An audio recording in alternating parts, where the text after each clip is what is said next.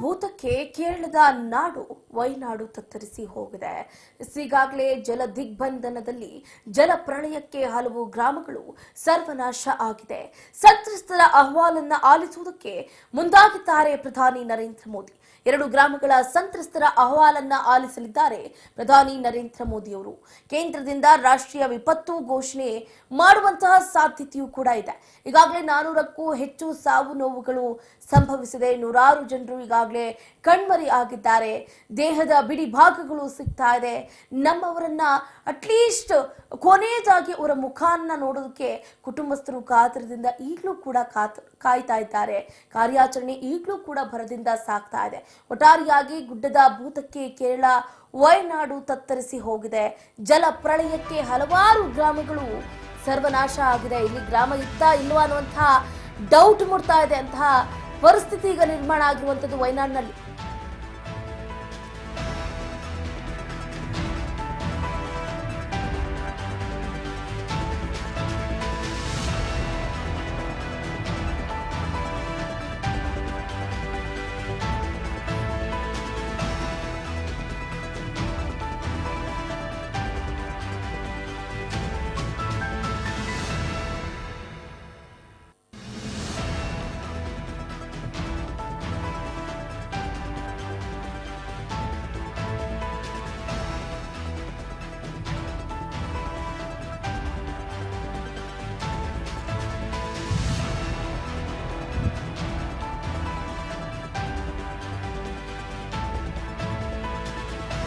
ವಯನಾಡು ಸಂತ್ರಸ್ತರಿಗೆ ಈಗಾಗಲೇ ಒಂದು ಕಡೆ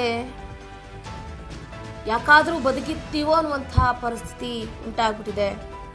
ವಯನಾಡು ದುರಂತ ಕಂಡು ಅನೇಕರು ಮರುಗುತ್ತಿದ್ದಾರೆ. ಕೇರಳ ಮುಖ್ಯಮಂತ್ರಿಗಳ ಸಂಕಷ್ಟ ಪರಿಹಾರ ನಿಧಿಗೆ 15 ಕೋಟಿ ರೂಪಾಯಿ ದೇಣಿಗೆ ಹರಿದು ಬಂದಿದೆ. ಸುಖೇಶ್ ಚಂದ್ರಶೇಖರ್ ಕೇರಳ ಮುಖ್ಯಮಂತ್ರಿ ಪಿಣರಾಯಿ ವಿಜಯನ್ ಅವರಿಗೆ ಪತ್ರ ಕೂಡ ಬರೆದಿದ್ದಾರೆ. ನಾವು ಕೂಡ ದೇಣಿಗೆಯನ್ನ ಕೊಡ್ತೀವಿ ಅಂತ. ಇದೇ ಸಂದರ್ಭದಲ್ಲಿ ಪ್ರಧಾನಿ ನರೇಂದ್ರ ಮೋದಿ ಅವರು ಕೂಡ ಸಂತ್ರಸ್ತರ ಅಹವಾಲನ್ನ ಆಲಿಸುವುದಕ್ಕೆ ಮುಂದಾಗಿದ್ದಾರೆ. 2 ಗ್ರಾಮಗಳ ಸಂತ್ರಸ್ತರ ಕಷ್ಟವನ್ನ ಕೇಳುವುದಕ್ಕೆ ಪ್ರಧಾನಿ ಮುಂದಾಗ್ತಾ ಇರುವಂಥದ್ದು. ಕೇಂದ್ರದಿಂದ ರಾಷ್ಟ್ರೀಯ ವಿಪತ್ತು ಘೋಷಣೆ ಆಗುವಂತಹ ಸಾಧ್ಯತೆಯೂ ಕೂಡ ಹೆಚ್ಚಿದೆ. ಕೇರಳ ರಾಜ್ಯದ ವಯನಾಡಿನಲ್ಲಿ ಸಂಭವಿಸಿದ ಭೂಕುಸಿತದ ಘಟನೆ ಇಡೀ ಭಾರತವನ್ನೇ ಬೆಚ್ಚಿ ಬೀಳಿಸಿದೆ ಅಂತ ಹೇಳ್ಬೋದು. ಈ ಘಟನೆಯಲ್ಲಿ ಇದುವರೆಗೆ 370ಕ್ಕೂ ಹೆಚ್ಚು ಮಂದಿ ಪ್ರಾಣವನ್ನು ಕಳ್ಕೊಂಡಿದ್ದಾರೆ. ಇನ್ನೂ 200 ಮಂದಿ ನಾಪತ್ತೆಯಾಗಿದ್ದಾರೆ. ನೂರಾರು ಜನರು ಗಾಯಗೊಂಡಿದ್ದಾರೆ. ಸದ್ಯ ಪರಿಹಾರ ಕಾರ್ಯಗಳು ನಡೀತಾನೆ ಇದೆ. ವಯನಾಡಿನ ಸ್ಥಿತಿ ಕಂಡು ಅನೇಕ ಸಿನಿಮಾ ಸ್ಟಾರ್ಸ್ ಕೂಡ ಈಗಾಗಲೇ ಮರುಗಿದ್ದಾರೆ.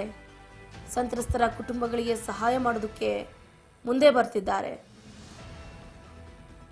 ಜೈಲಿನಲ್ಲಿರುವಂತಹ ಜಾಕ್ವೆಲಿನ್ ಫರ್ನಾಂಡಿಸ್ ಬಾಯ್ ಫ್ರೆಂಡ್ ಎಂದೆಲ್ಲ ಸುಖೇಶ್ ಚಂದ್ರಶೇಖರ್ ಅವರು ಕೂಡ 15 ಕೋಟಿ ರೂಪಾಯಿ ನೀಡುವುದಾಗಿ ಕೇರಳ ಮುಖ್ಯಮಂತ್ರಿ ಪಿಣರಾಯಿ ವಿಜಯನ್ ಅವರಿಗೆ ಪತ್ರವನ್ನು ಕೂಡ ಬರೆದಿದ್ದಾರೆ. ಒಟ್ಟಾರೆಯಾಗಿ ಈ ವಯನಾಡಿನ ದುರಂತ ಎಲ್ಲರ ಎದೆ ನಡಗಿಸುವಂತಹ ದುರಂತ ಅಂತಾನೆ ಹೇಳ್ಬೋದು. ಕಂಡು ಕೇಳರಿಯದಂತಹ ಭೂಕುಸಿತಕ್ಕೆ ಎಲ್ಲರೂ ಕೂಡ ದಿಗ್ಭ್ರಾಂತರಾಗಿದ್ದಾರೆ. ಹೆಣಗಳು ತೇಲ್ಕೊಂಡು ಹೋಗ್ತಾ ಇದೆ.